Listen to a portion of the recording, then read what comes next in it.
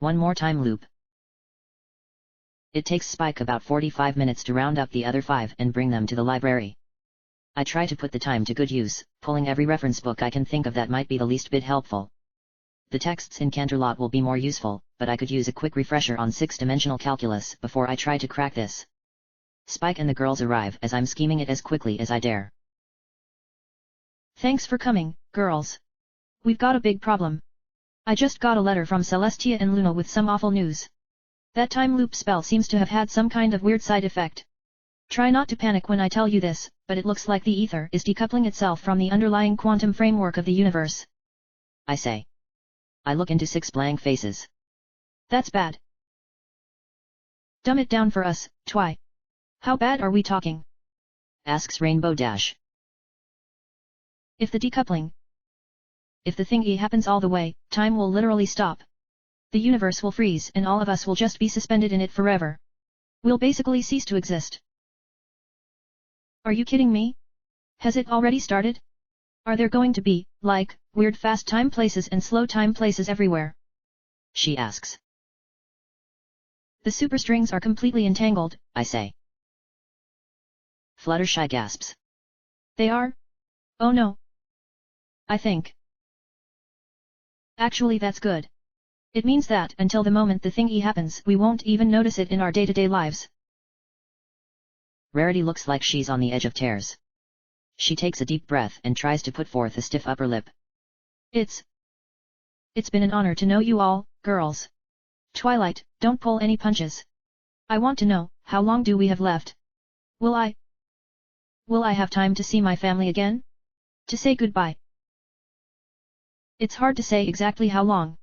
The rate of decay seems to be increasing. The princesses ran some projections and worst-case scenario, Equestria may only have 3 or 4 centuries left. I say. The room falls silent. Did you just say centuries, Twi? As in 100 years each? Asked Applejack.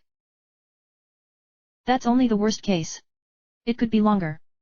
I say. Geez Twilight, you really had us worried there for a second. When Spike woke me up from my nap I thought it was for something important. Says Rainbow Dash.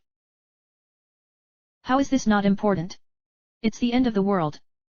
I can't believe what I'm hearing. Yeah, but not for a really long time, says Rainbow Dash. It does lack a certain degree of urgency, you must admit, says Rarity. Oh, as long as I'm here tell me how it went with Applejack. Did you pick out who you want to be your special sum pony? Nah, we talked about it and I got a couple of ideas but I wanna see how she does on a blind date. What do you think of her with Lily? Asks Applejack. Rarity turns to look at me and I feel like I might be losing control of this conversation. Lily's fun, but she's not much of a reader. I don't know how much they would really have to talk about. What about Lyra? She's a little eccentric, but she's sharp. I heard she and Bon Bon got back together a few days ago, says Applejack. What? Oh, Carrot Top will be just devastated. She really thought this might be her chance with Bon Bon. Tell me more, I need details. Girls. Can we maybe spend a little less time discussing my love life and a little more discussing how we're going to avert the coming apocalypse? Honestly, some ponies need to seriously re-examine their priorities. Don't you think the princesses will just find a way to make it all better? What do you want us to do until then? Are we gonna get to use the elements and be all pull yourself together, time, and then make the elements go pew pew, pew pew pew and somehow that magically makes everything normal again? 'Cause that's what we usually do. Says Pinky. I'm not sure yet, I admit. Since I'm the one who cast the spell in the first place I'll probably be involved, maybe even as the focus. I don't know if we'll need the elements at all. I'm going to go to Canterlot to help them figure this out, but I guess it would be alright for you to stay here in Ponyville and we can just call you if we need to use the elements. Do you think you'll be alright with using time magic again? After what happened last time I mean. Says Fluttershy. I stop. I didn't even think about that. Despite my best efforts the prospect sends a little shiver through my body. Yeah, I'll be fine. You don't have to worry about me. I say, my voice a little bit higher than it usually is. My friends look at one another as I turn back to packing books into my saddlebags for the trip. Rarity clears her throat. You know, I'm running low on a few different fabrics that take forever to order. I could use a trip to Canterlot to restock. We got a shipment of apples to deliver there, wouldn't hurt to make sure they get there just fine. Plus I could try to find some new restaurants to sell to, meant to do that last time we were there but didn't get the chance what with all the craziness that ended up happening, says Applejack. There's a mouse living in your parents' wall. I negotiated a settlement between your family and him last time but it would be a good idea to make sure every pony is still getting along okay. I'll come too, says Fluttershy. Maybe I can get some last-minute Wonderbolt tickets. I hear they're performing in Canterlot this month, says Rainbow Dash. Pinkie looks at the four of them, confused. Wow, that's a crazy coincidence that you all have reasons you already wanted to go to Canterlot anyway. I'm only going because Twilight is super obviously scared about using time magic again but too proud to admit that she wants us to come with her for moral support. Pinkie, remind me when we get back to explain the concept of subtext to you, says Rarity through a forced grin. What's a subtext? Is it text that's written in recursive? Thank you girls. You're right, I guess I am a little scared, and I would like it if you'd come to Canterlot with me. I say. I just feel like since this is my fault I need to fix it. Even if it isn't going to happen for a long while, I can't live with the idea that I might have broken the entire universe. I say. I guess that's settled then. All 6 of us catch a train for Canterlot, and our ride there is pleasantly forgettable. I cherish every moment of casual chatter but I know that once we get to the Canterlot archives I'll probably fixate on something that, while it takes me a few hours of studying, will turn out to be the solution to this problem.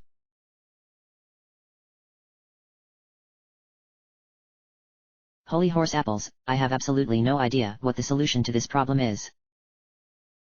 I'm terrified. I'm studying an unfamiliar problem, which isn't so bad or unfamiliar in and of itself, but what's terrifying is that it isn't working. I've read numerous books about this sort of thing and yet I still don't know how to actually fix the mystery they should pertain to. It's almost as if... Okay, this will sound ridiculous, but I might have found a problem that can't be solved with studying or friendship. Yes, I hate to admit it but it's true. I've been picking at the edges of this problem for nearly a week now, but I'm not making any progress. Every time I feel like I might be on the verge of a breakthrough, like I'm about to discover brand new time magic, I enter a state of altered consciousness. That's really just a nice way of saying that I freak the buck out. This is so not fair. This is what I should be good at. By Tartarus, this is practically all I'm good at. If I can't help the girls research new magic in response to a world-ending threat, what's even the point of keeping me around? The girls are patient with me, and they haven't said anything, but I can tell they're getting restless.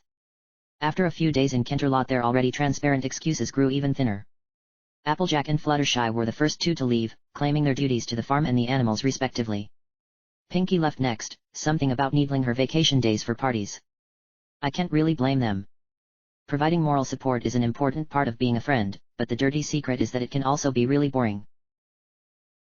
I make an important decision, I can't solve this problem on my own. Maybe I have sort of a block about time magic. I can't imagine why. I mean, the last time I used it. Well, I died several hundred times. But the time before that Oh, right. Spent a week freaking out before learning that time magic couldn't actually change the past. In most cases magic could only create stable loops. Otherwise you got, well, exactly what I was dealing with right now. The not really all that imminent end of the world. At least the princesses took it seriously.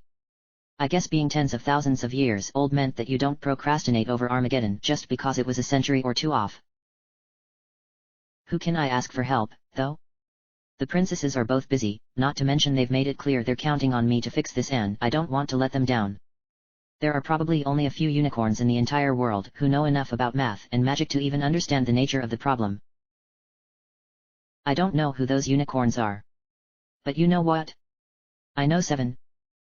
Wait. 13. No.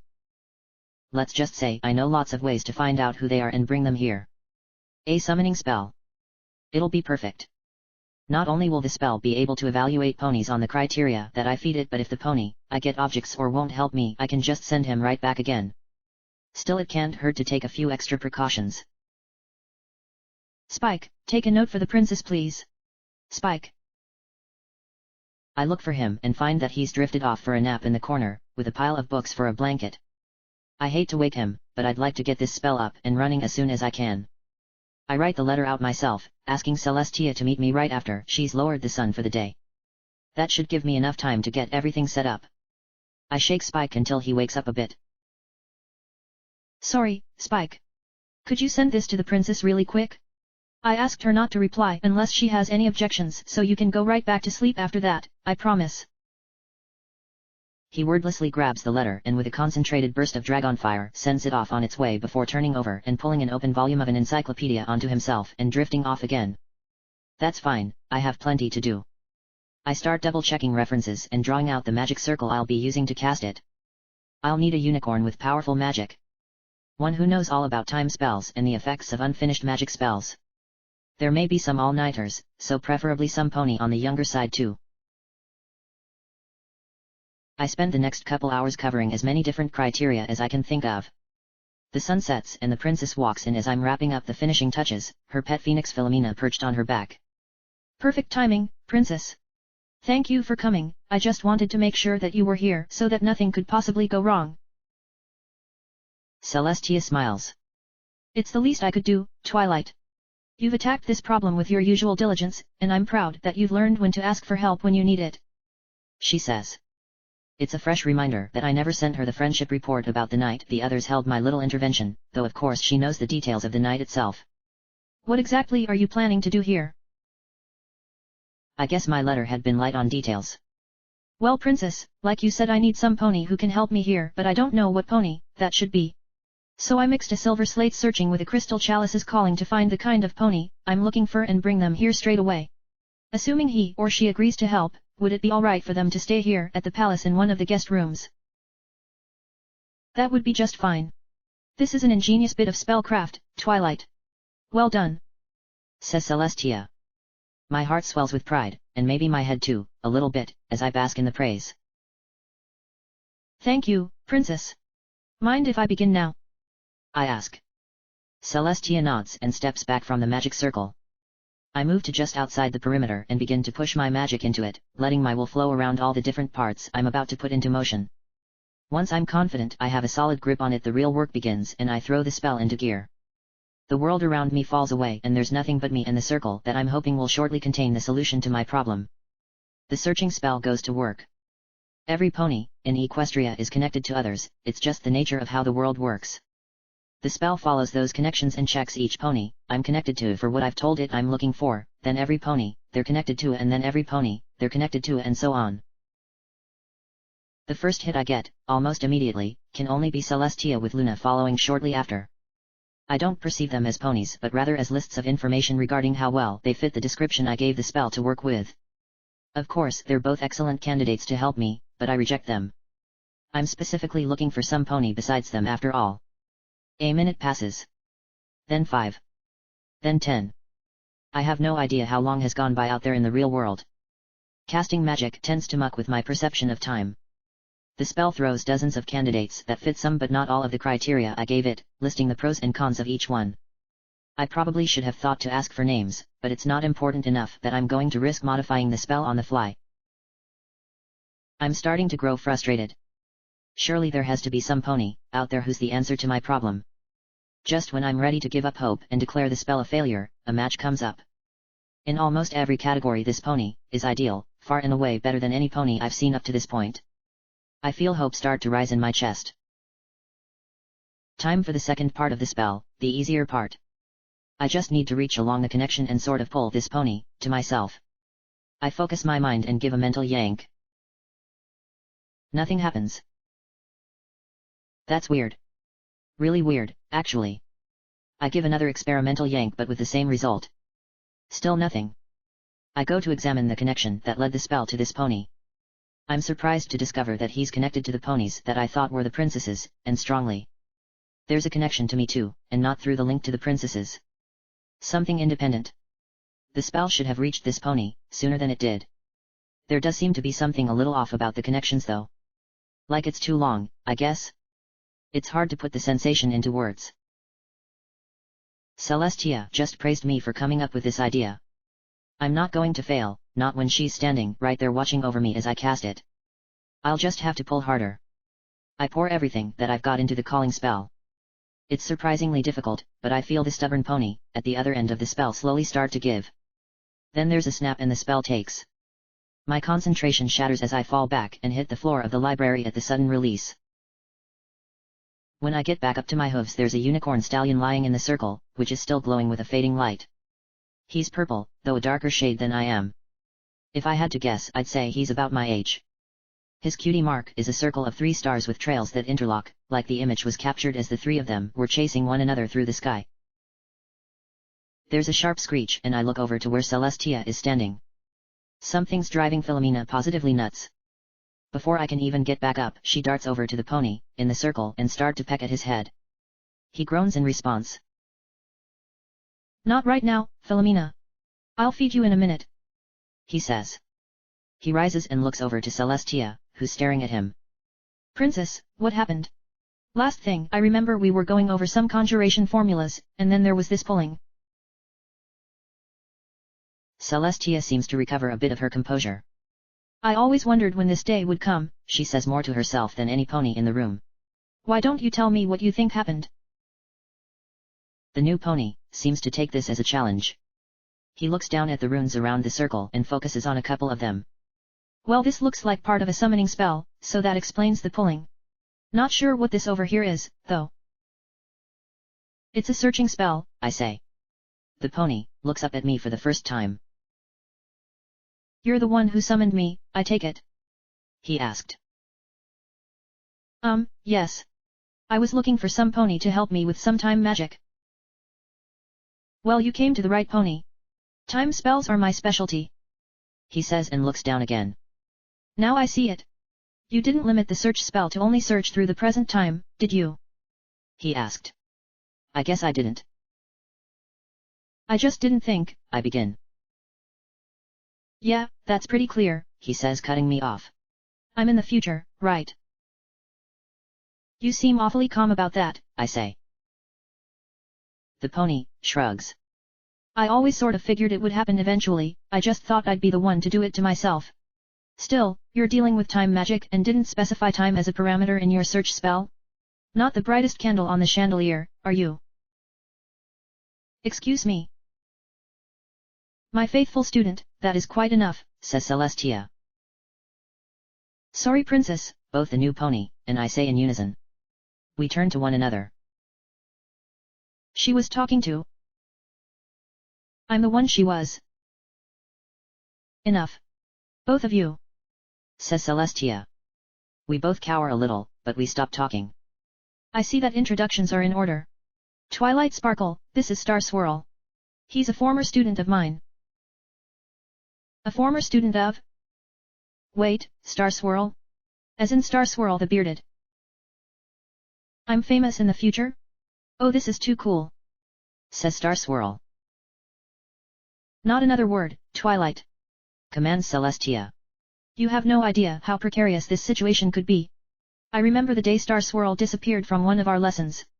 You will send him back, and he will tell me that he helped you solve a serious problem, as well as a few details of how it happened, which I am not at liberty to share with either of you. Star Swirl, it is critical that you never, ever tell any pony, including me, what you learn of here. This must remain a stable time loop. The spell itself will do most of the work, but if you intentionally deviate from what you would have done, the strain to the timeline will become greater. It is already in a fragile enough state, any further changes could be catastrophic. If you learn that you did something in the past, you must make sure that it happens the same way when you return home. But he doesn't even have a beard, I say. Relax, Princess, I know the deal, he says. He holds out a hoof and gives Philomena a friendly rub on the head, and she nuzzles him with affection. You two seem close, I say. Why wouldn't I be close with the best assistant ever? Asks Star Swirl. He holds his muzzle out to her and the phoenix boops it with the tip of her beak.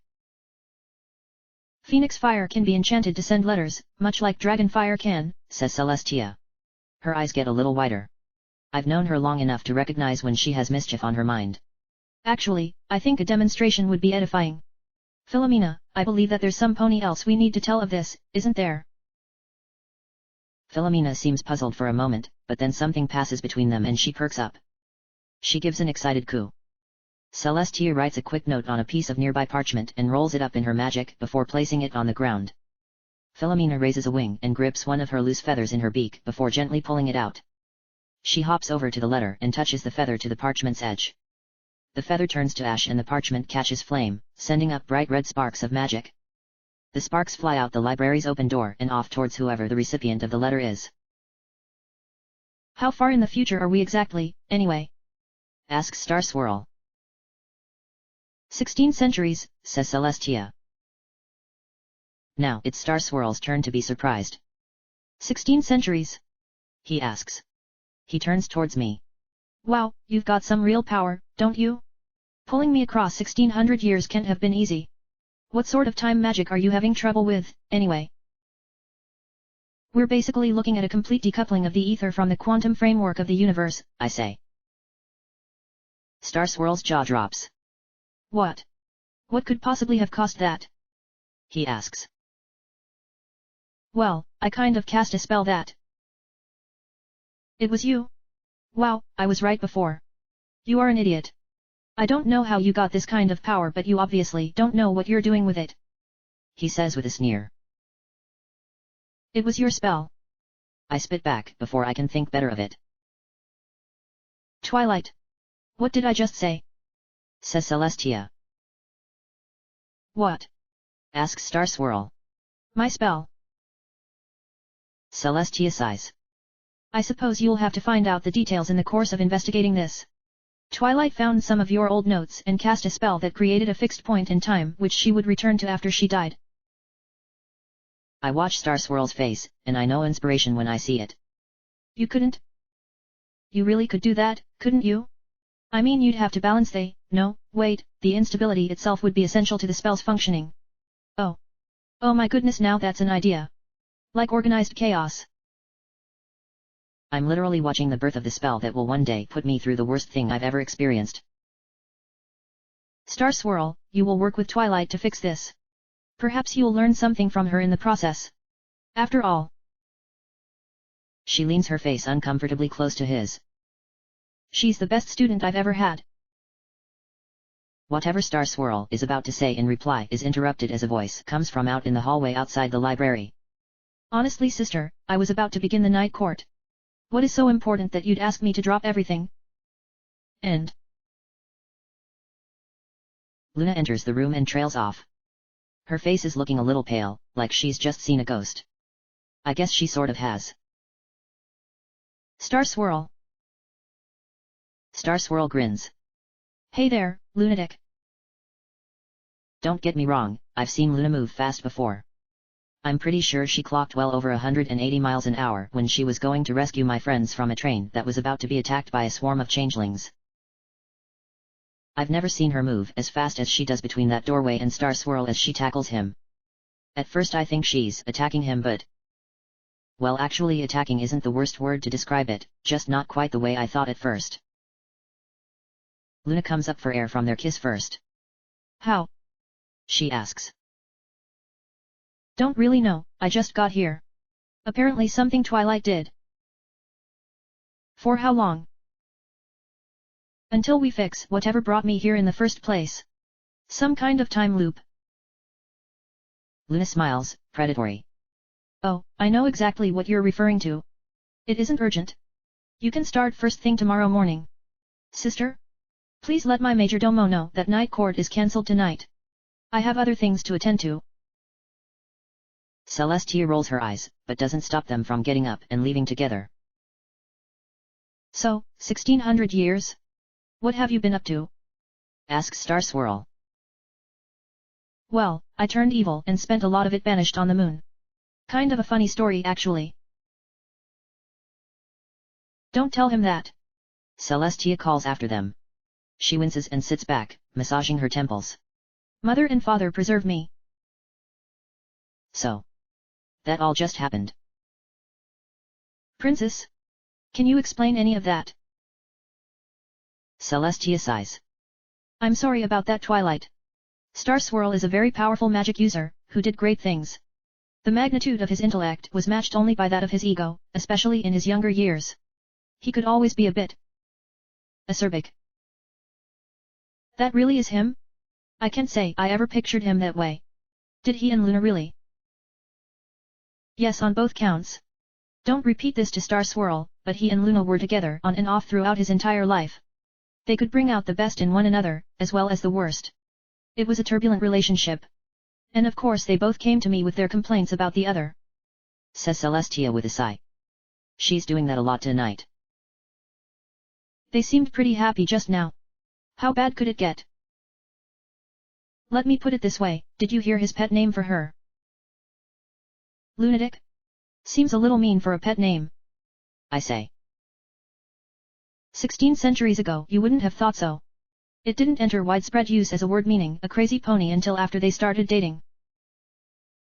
I let that sink in for a moment. Oh. Oh dear. So they can be difficult. More like dysfunctional. By the way, Twilight? I meant what I said about you being the best student I've ever had, but you will need Star Swirl's aid. She walks over to me and spreads a wing over my shoulder. I barely feel it. Me. Best student? Yes, yes, yes, yes, yes, yes, yes. I don't think that there's anything that can sink my spirits after that. Then Celestia's next sentence proves me wrong. From now until he returns to his own time, your assignment is to be Star Swirl's friend.